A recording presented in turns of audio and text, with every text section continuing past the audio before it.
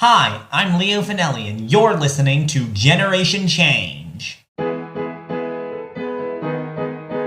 more than 2.5 years into the podcast, and the conversations keep coming. This month's guest is Sara Kate Baudhuin, also known as SK. She is currently a page at NBC Universal in Los Angeles. She graduated from Duke University, where she studied a self-created major program called Storytelling as a Tool for Social Change. SK is passionate about exploring the intersection between narrative and social justice and finding unique ways to blend the two together. We talked about her work in audio and video production, her time at Duke, and a very fascinating public art project that she created. Hi. Hi, Leo. Usually I ask my guests where they grew up, but you grew up in Charlotte, North Carolina, within biking distance of my house, and I saw you a lot because our younger siblings went to the same school, and they were in the same grades and they graduated together, so we saw each other a lot and we danced together at their graduation party.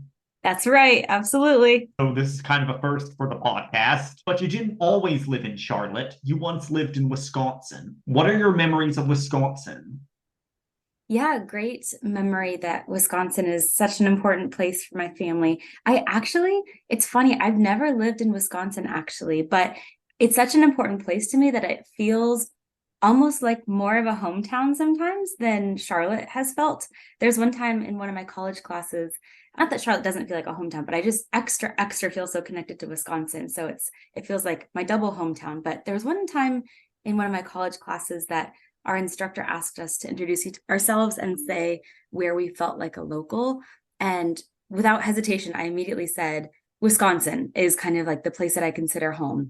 And so even though I've never officially lived in Wisconsin, that's where my dad's whole side of the family is from and where we spent a lot of our time growing up. And I think is probably the place where most of my family is located in one central geographic area. So yeah, it's a very, very special place for us. Yes, I've been by your house. Your dad has Green Bay Packers stuff Yeah, everywhere. exactly. Exactly. Yeah. And so in Charlotte, when you were younger, you volunteered with a nonprofit called Mel's Diner. What was that like? Yeah.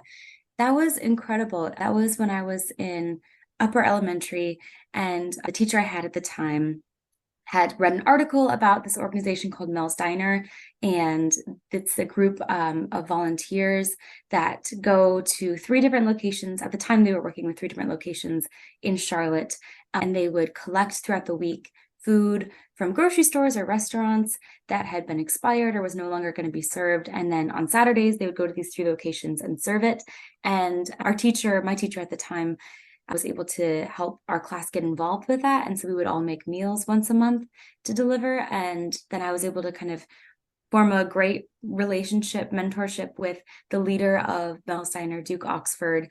And that was just the beginning of a really special connection to Mel's Diner for several years. And I believe one of the Mel's Diner trucks actually has your handprints on it. It does, yeah, great memory. So that was one of the ways I was able to kind of continue building on the relationship with Mel's Diner. One of my friends at the time and I wrote business proposals to different area businesses asking for donations for them to be able to buy this concession truck, which would enable them to keep the food hot longer and kind of streamline their process a little bit better. And so then part of that was we were able to help contribute some money to getting the truck, and then he had some money already saved up. So it was kind of a great serendipitous partnership. And then the person who was selling the concession truck heard about the story and gave it to Duke for a great discount, which was awesome. And then there's all these great quotes and pictures on the truck. And so then there's a sweet spot where Duke let us put our handprints on the truck, which was very kind. So then how did you first become interested in video and audio production? Yeah, great question. I have always loved storytelling. I think that I really became interested in the concept of storytelling with Humans of New York. And I just was fascinated by that kind of slice of life way of capturing the world. And I found myself really, really interested in that, reading or watching media that had to do with kind of slice of life storytelling.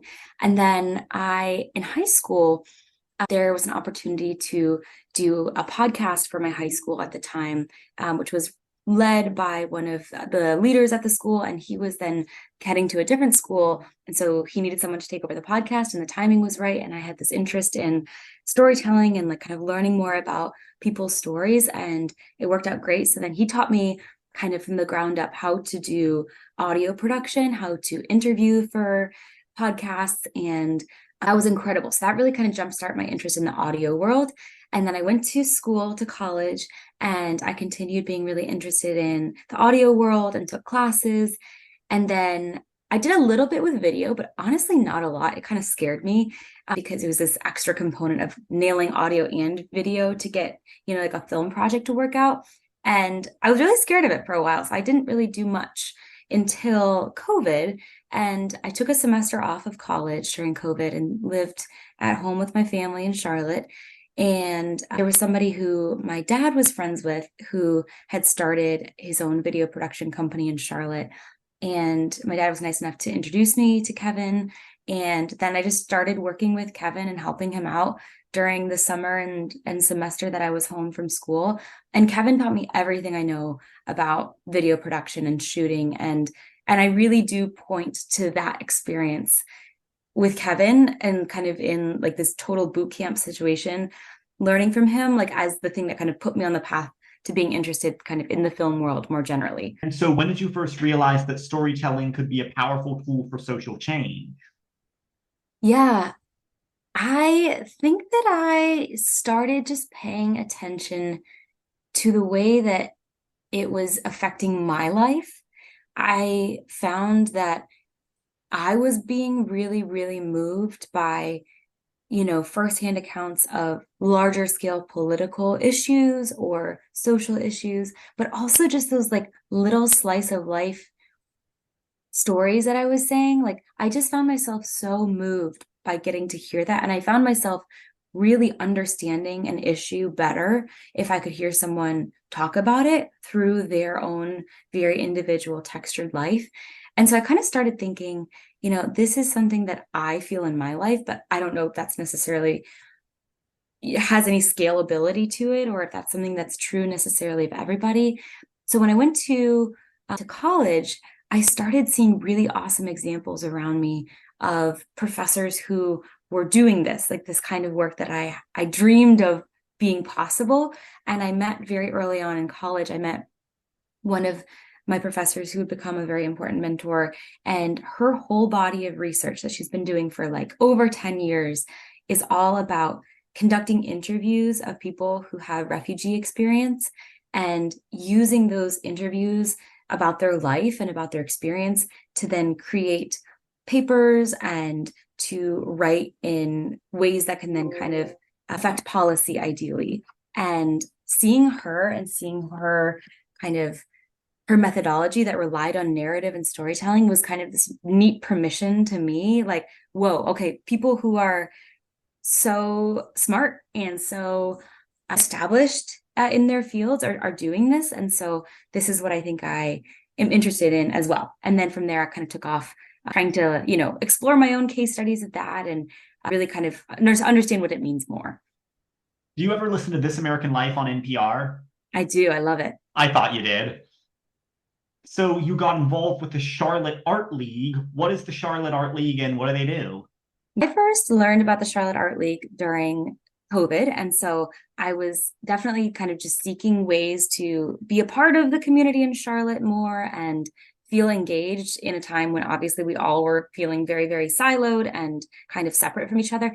And I believe that I think I saw it in social media. I saw there was a post about a group who during the Black Lives Matter protests in Charlotte were taking, how many storefronts had boarded up their windows with plywood. They had created this initiative where they had artists commissioned and they would go out and paint just these beautiful, beautiful portraits on the plywood with messages of social justice and racial equity. And then just, beautiful visual pictures as well. And I remember thinking that is so brilliant to, in the middle of this really painful and strife-filled time for our city and for a lot of cities around the US, kind of taking an opportunity to use art in a way to keep spreading the message and keep kind of educating people and pointing to what people are saying in the middle of this protest. And so I saw that and I thought that's the most brilliant example of, visual storytelling as a form of social change. And so I looked more into it, and it was the Charlotte Art League was the one who was behind it. And I reached out to the team there just to kind of say, I love what you're doing. Is there any way we can keep talking more about what your strategies are and kind of like how you are approaching this idea of art and social change? And so I met with Jim Dukes, a lot of Duke slash Dukes characters in my life. But I met with this person named Jim Dukes, who is the executive director, still is. And I just formed a partnership with them where I knew that I'd had the time for the rest of the semester to be able to kind of help them and work alongside them in what they were already doing. And so we were able to work on a couple really cool projects together. One of which I think is like maybe the clearest example to me of like in my life, a case study of social change storytelling. We can get into that later if you'd like, but that's how I came to get to know the Charlotte Art League. And you did a podcast with them or a radio show called Charlotte Listens. Who did you get to interview and what did you talk about? So it kind of was a two-pronged thing. So the podcast was just me interviewing artists who had studios at the Art League. And so they kind of had these little booths that they could rent out and they could do their art and sell their art there. And they were all so fascinating. I had such different types of art. And so I kind of wanted to find a way to, honestly, just an excuse for me to get to talk to them and sit down and interview them for an hour. But then I kind of was able to say, what if we were able to turn this into more of a public facing thing and kind of help with marketing for the Art League? So that was the podcast. Charlotte Listens is something that I kind of started on my own and then was able to host it at the Art League because we had access to that space. And it is a payphone that has been refurbished, and it no longer has the, handset pickup on it, and instead just has kind of a blank plexiglass covering, and inside is a QR code. And so it's a storytelling payphone. And so you scan the QR code and it then allows you on your cell phone to call into this pre-programmed number. And on there, you can listen to 5 different stories that I previously recorded with people. And then you can leave a message of your own, just talking about whatever you want to talk about. And then I also have prompts for people of talking about their experience in Charlotte, their love of the arts, whatever that thing is. And then as more people record stories, then I go ahead and I filter out and I switch out those 5 stories that are programmed so that they're kind of new as new ones come in. And the Art League is the first place where I placed the payphone, and then it traveled to other locations around Charlotte. Last year, I had the wonderful opportunity to connect in Uptown Charlotte with a woman named Madison White, who had created a special journal called If Found, Please Read. And the idea behind the journal is that you get the journal and then you write in the journal, then you leave the journal in just some public place for somebody to find and add their story. And after I met Madison, she gave me one of her journals and I wrote in it. And a couple months after getting it, I left my journal with my name in it and my information and my journal entries, just as Madison told me to do. I left it in the M&M store in Times Square in New York City. Oh my gosh, I don't know yet if anybody's found it. That is phenomenal. I love this project. That sounds like such an incredible idea of Madison's. And I love that you took it to Times Square. And I'm sure someone was so delighted to find it. And I'm sure it's traveling around right now. That's so neat. I love that. Yeah. You've been a journalist for a nonprofit called Public Citizen. What is Public Citizen and what do they do? Yes. Public Citizen is based in DC, and they are an advocacy organization focusing specifically on consumer rights. So their main issues are the environment and access to healthcare. And those were kind of the 2 that I spent the most time on. And also rights for workers who are working in agriculture and are dealing with the elements of the environment. And so kind of protecting their rights as workers. So they are all about they have a several pronged approach. They have a research team and they conduct really interesting studies and kind of collecting data to be able to give to policymakers in DC and kind of say, in support of this issue, here's the data that we found. I was working on their journalism and their media team.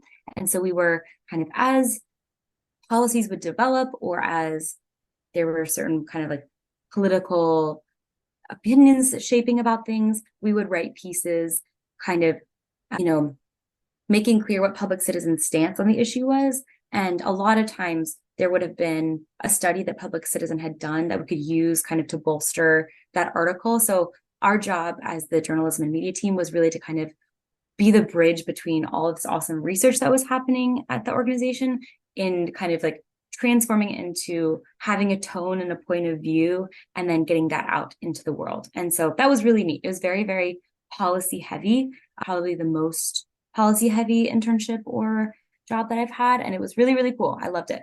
Okay. So you've done audio production for Charlotte Listens, you've done impact journalism for Public Citizen, and you've done documentary film production. What are your documentaries about?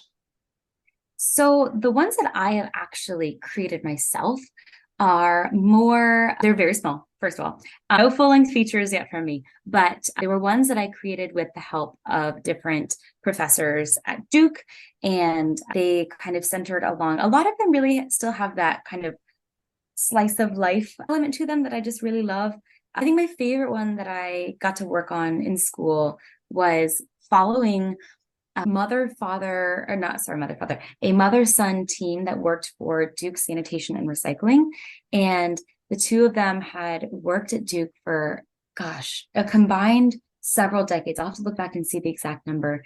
And they were just so incredible. And they had this like very just wonderful, dedication to their work and a philosophy about their work. They saw it as like a ministry, and they were so friendly. And so I got to meet them, and I knew I was kind of interested also in the time of like trying to figure out how to get students on campus to adhere better to proper recycling sorting practices. And I myself am so bad at that. And I feel like I sometimes am confused about like what goes in the compost, what goes in the recycling, what goes in the trash. And there's a lot of contamination happening on campus. So like the recycling adherence was very bad. So I kind of had this idea of like meeting these two people really helped me kind of say, whoa, this is seeing an inside look at what they do every day was just really transformative for me. And I then was able to spend a couple months with them, and I would go for like early morning rides starting at, like 5 a.m. on their industrial vehicles, picking up giant loads from different points on campus and then taking them to the processing center in downtown Durham. And it was so neat and so wonderful. And so I just kind of was a fly on the wall. We would chat for the hours that I was in the truck with them, and I was recording. And then I was able to put together a video kind of just about their journey to Duke and their commitment to this job and their commitment to the student body, despite being very frustrated at times of the way that people don't necessarily kind of recycle or sort their trash with as much kind of diligence or respect as they deserve. And that was just really neat. So then I was able to partner then with a group on campus called Green Devils United, and they're in charge of kind of like really helping to get the word out for sustainability on campus. And we were able to kind of explore using this in some of their pushes for kind of, getting students more involved in recycling and all that good stuff. So that was one of my favorite projects that I got to work on in college, one of my favorite documentaries. And when you went to Duke University, you actually created your own major called Storytelling as a Tool for Social Change. So tell us how you were able to do that. Yeah. It was, first of all, it was a combination of very fortunate circumstances. Number one, that my school had the option to do that. I know that a lot of schools do, but not everyone does. So the fact that that was an option at all, I'm so grateful for, and just made such an impact on me. So that was number one, really, really lucky. Number two was getting exposed early on, like I mentioned, to seeing examples of professors who were doing the kind of work that I was really excited about. And the person who I mentioned who was doing that study about narrative research with people who had refugee experience. She was then able to be my advisor for this program and help me apply. So definitely lots of very fortunate circumstances. But yeah, Duke had a program where it's called Program 2, where if you could make the case that you could not study the thing that you so desperately want to study within a traditional major program, then you could put together an application and apply to do Program 2. And you really had to kind of almost think in reverse, or think kind of like a detective of like, what are all the ways, because they have a committee that reads it, and if there's any way that they can make the case that you could do this within a traditional other major, then you are usually then not approved for it. So you kind of have to put on your like this kind of reverse engineering cap and think of all the possible arguments for why maybe someone might say you don't necessarily need to create your own major, and then kind of explain exactly why, no, this is exactly what I have to study, and I cannot do it through any other permutation of majors, minors, certificates. And that was a really neat exercise for me to do. I knew that I wanted to do this, and I felt very compelled by that. But going through the exercise of creating this application and thinking in the mind of somebody who might say, it's not totally necessary, helped me to really solidify my belief and my view of exactly why this was the perfect thing to major in, and why it was crucial that I do it through this alternate program. So I applied and was lucky enough to get in. And then I was able to it's definitely a heavier workload when you create your own major. I think I took 18 required courses, whereas most majors are somewhere in the ballpark of 9 to 12 required core classes. So it's definitely a larger workload, but they were all classes that I made a case for why they needed to be included in my major. So the whole time I was taking all those classes, I was feeling so connected to the reason why I wanted to take that class, which was such a cool, unique experience. And yeah, it was so wonderful. So I was able to graduate with that as my major, which feels very surreal sometimes. It's so neat that was able to be possible. But you were mentioning listeners who, are in college right now, and I definitely, encourage anybody to explore if their school has that. And if not, just getting creative and kind of like I was saying, like imagining someone is trying to say, how else could you create this major within what we already have here? Kind of maybe think in those terms of what combination of clubs or certificates or just one-off classes could I take to get me as close to what I want to study. So definitely I encourage everyone to just be as like creative and crafty as possible in terms of kind of, studying exactly what it is that you feel like is giving you energy and lighting you up. So tell me about your senior thesis at Duke. Yes. So I wanted my senior thesis to be something that I could point to and say, this is what I mean when I talk about social change storytelling, because I think it's a very vague idea. Storytelling is definitely a big buzzword that is used very frequently. Brands use it all the time, talking about brand storytelling, personal brands, corporate brands. Storytelling means so many different things, has so many different mediums. And I really wanted to kind of distill what I mean by that in terms of what is storytelling and what does it look like for it to affect social change. And then I wanted to have something I could point to and say, like, here is my case study, and this is what I mean. So I started with the goal of doing more of a traditional thesis project that would be written and it would be kind of very research-based. And I started by interviewing members of the Environmental Protection Agency. And I was asking them just A, about their work and their philosophies, but B, kind of what their engagement with storytelling and media is. And I had this hypothesis, which was, if we want to find a link between storytelling and policy change, which is what I have been really interested in, what if we try to figure out what kind of stories and media policymakers themselves are consuming and what they're impacted by, and kind of then understand that way what tools and strategies can be most effective in terms of breaking through the noise and affecting somebody who works in policy. So I spoke to members of the EPA because I specifically narrowed it down just to focusing on the environment and environmental policy. And I asked them a lot about kind of where they shape their opinions from, what stories they engage with, what sticks in their brain.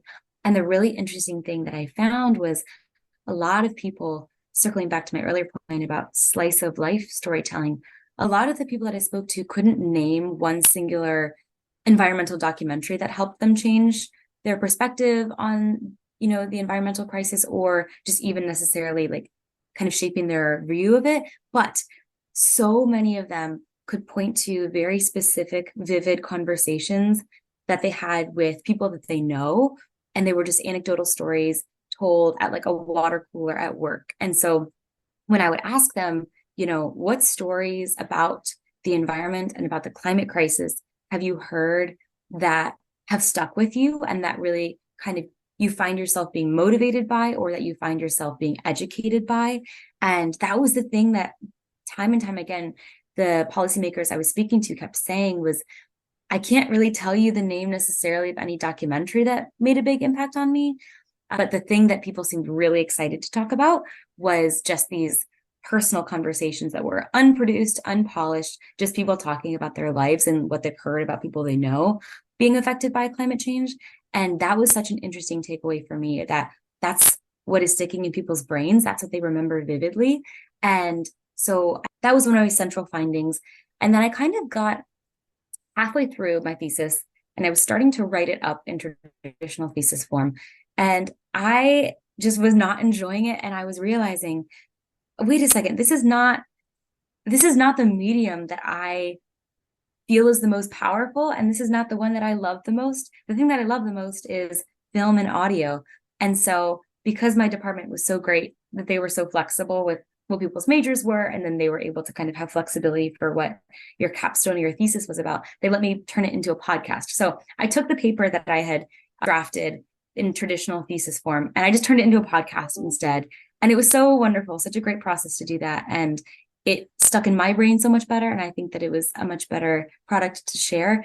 And it was such a neat way to kind of, have all these case studies and kind of a thing to point to and say, this is what I mean when I'm talking about this kind of nebulous idea of social change storytelling.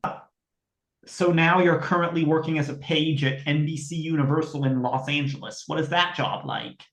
Yeah, it is. It's a fun job.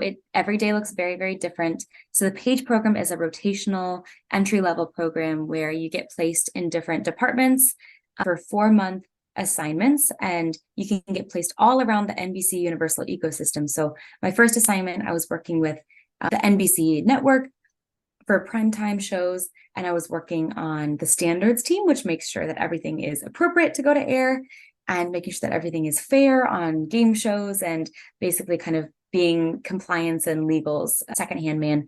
Then for my second assignment, I was with a TV studio working on all of their unscripted content, which was really neat.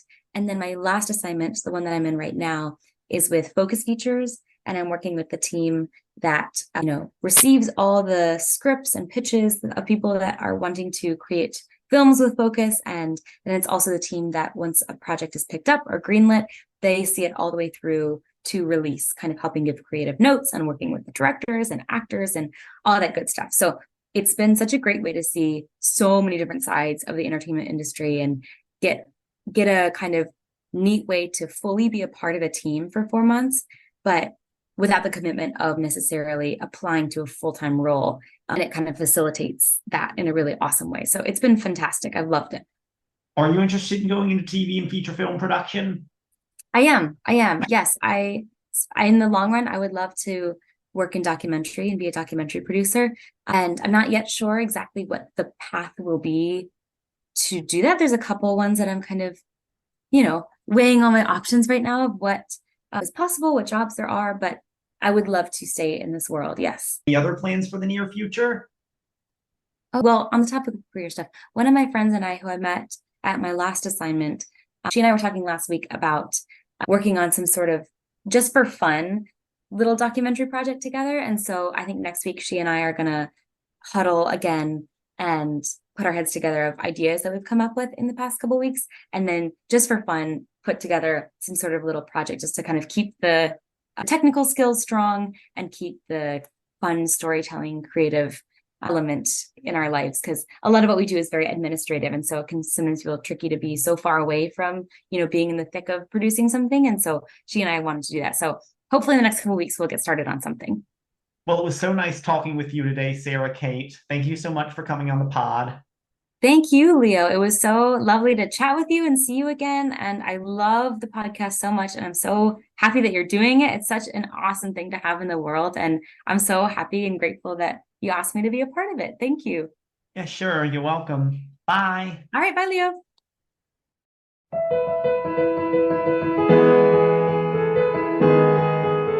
I had spoken to SK many times before at school events. Because our younger siblings went to the same school, we would often see each other. But I didn't really know her until I got the chance to sit down and talk to her for this episode. She struck me as an inventive person who makes things happen. She created her own major, which few colleges allow their students to do, took a few extra courses, and culminated her study of storytelling as a tool for social change with her senior thesis documentary. She made a good point about how, although people might not be responsive to movies or political speeches or news segments, they will respond to the everyday water cooler stories of the people around them. That's what I've been trying to do with my podcast, to create a space for Gen Z advocates to share their stories with someone who approaches them not as a reporter, but as a friend. You can follow SK on Instagram at SKBaudhuin. That's at SKBaudhuin.